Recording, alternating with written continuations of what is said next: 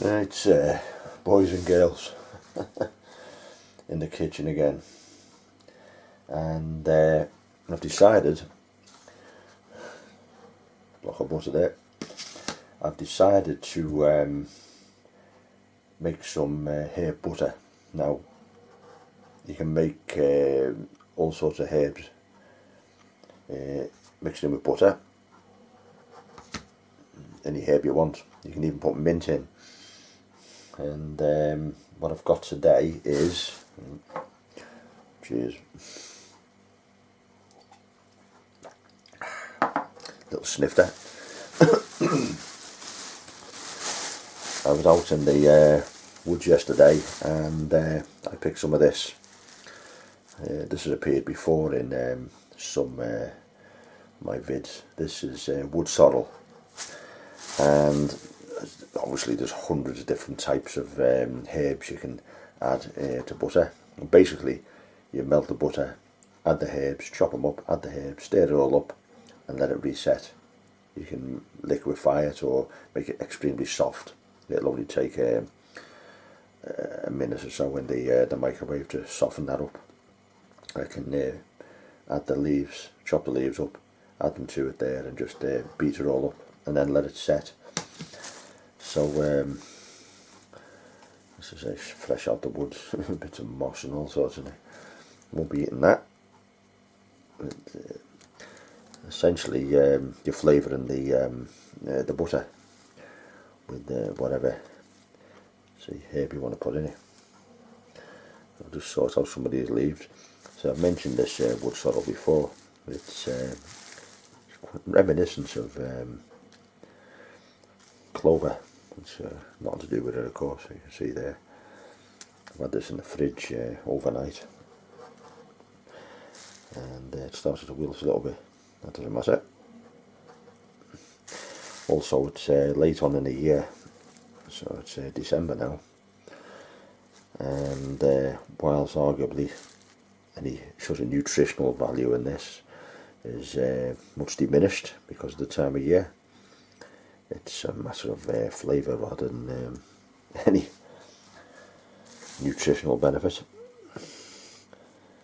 As again I've mentioned before, you see this, it's a weird sort of plant really, because if you go online and you'll find it on every single foraging page. There's videos on YouTube about it, and strangely you'll find some medical websites, proper medical websites, saying you shouldn't eat this stuff because it's poisonous and all this. And I'm not quite sure how that works, because technically I suppose it is poisonous, but that just depends on a person's individual gut. The plant has got the same chemical in it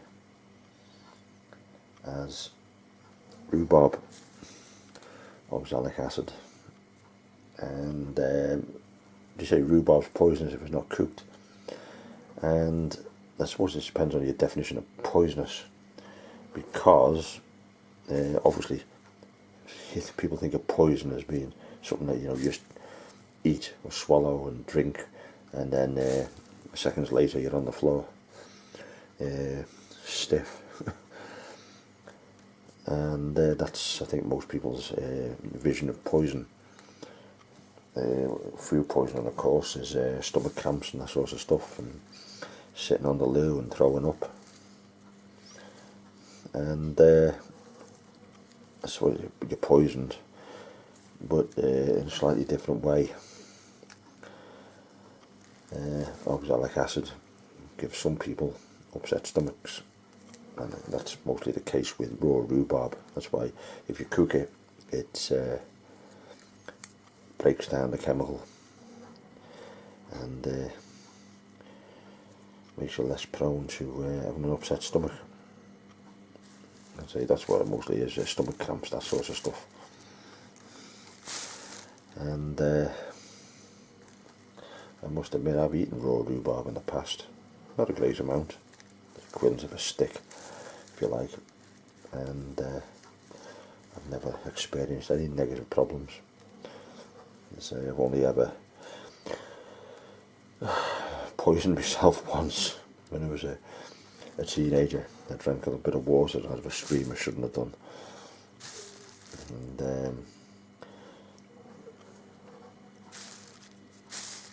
it was awful. Stomach cramps in just a few minutes. It lasted a couple of hours.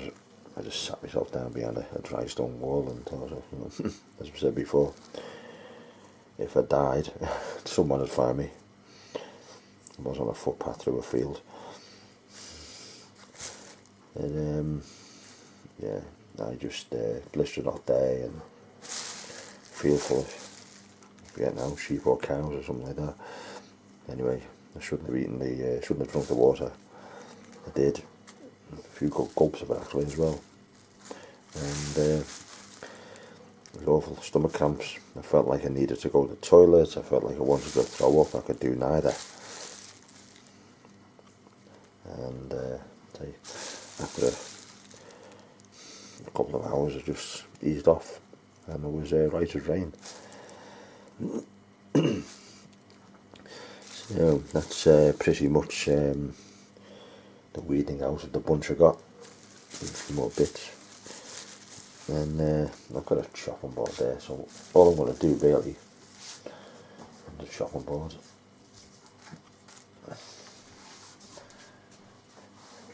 big knife, and just cut it up a little bit coarser than it is.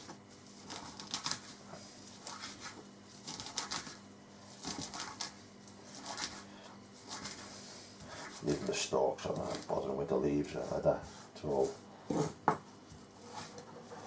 going in the butter.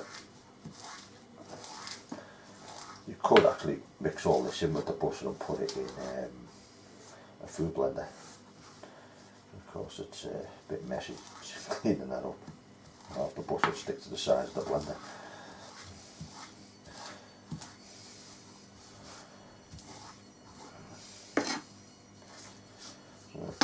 So that's pretty done. A bit coarse, a bit more coarse there. I'll put it there so you can see it.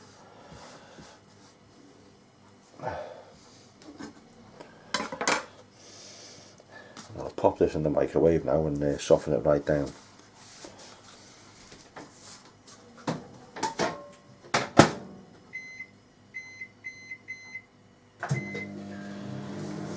Give it a minute and see what happens.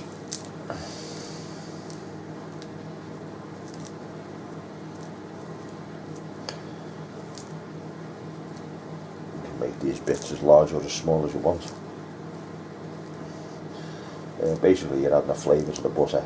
So when you spread it on your toast or whatever, it's just an extra dimension. As I say, any recognised herb, moss there, any recognised herb can go into butter. And there's 1,000,001 recipes out there, people trying all sorts of things. This is obviously a natural plant. It's not a herb you go in your garden. So lots of herbs are now defunct. Foragers eat them, and they were commonly grown in Victorian kitchen gardens and that sort of stuff. All falling out of fashion now, but still nothing wrong with them. Right. Let's see how soft that butter's gone. Oh yeah, you can see there it's quite melted. It was a minute in the microwave, full power. Oh yeah, probably didn't need a minute, it's quite mushy.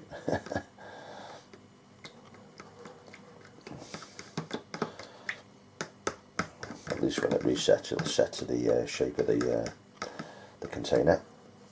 And basically it's just that.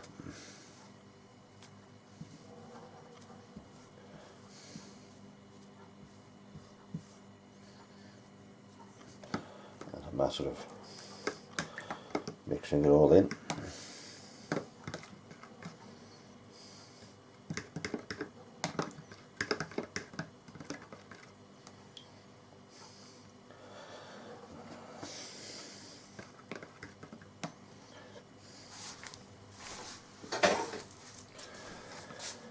and let that cool down. I'll actually pop it in the fridge. It accelerate masses.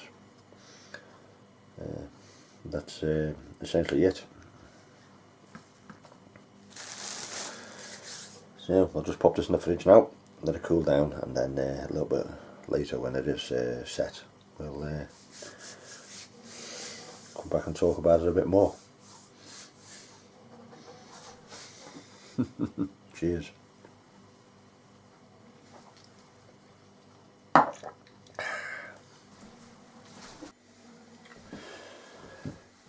Right, boys and girls, it's me again.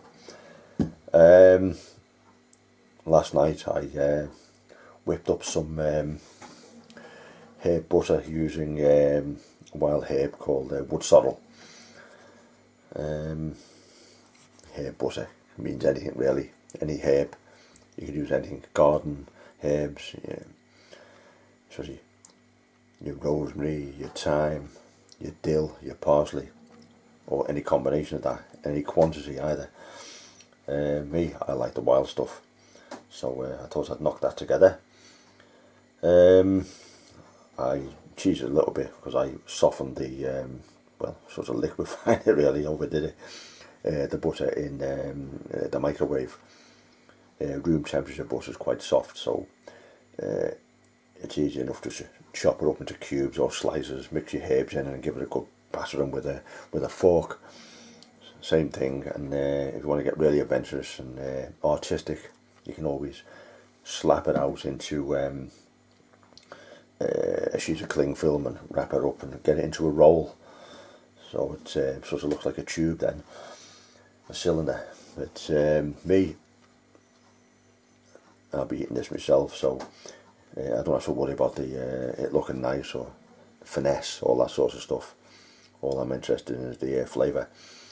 And let's say this is reset now overnight in the fridge, and it's looking really nice. So what I'm going to do now is I'm just going to bang a couple of rounds of toast into the bread into the toaster, and that's what's going on it. And it's breakfast. Yes. The kettle will be boiling in the background, so there'll be a bit of noise.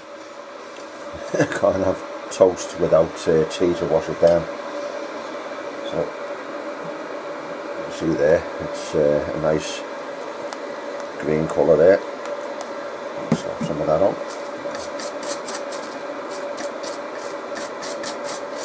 The more the vegetation you put into this, of course, the more green it will become.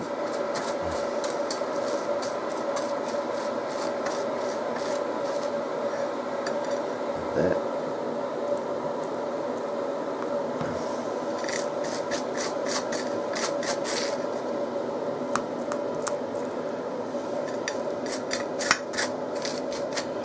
Yes.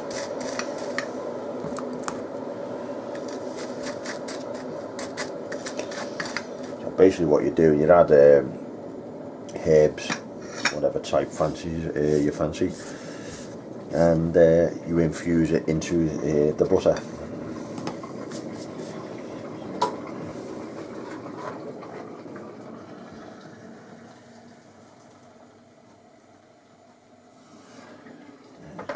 That's working. And so you infuse it into the butter, so you can see the green bits there with this wood sorrel. So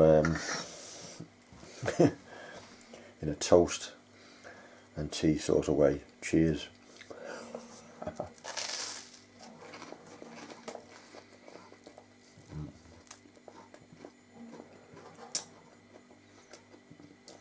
Yep.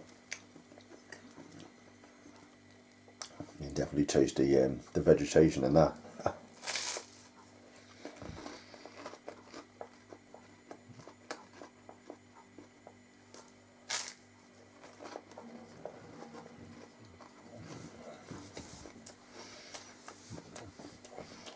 There you have it, folks. Wood sorrel butter. as I say, anything that's edible, it can go into butter, infused butter, and I imagine it's pretty limitless really. There's thousands and thousands of plants that are all edible. They could all go into butter.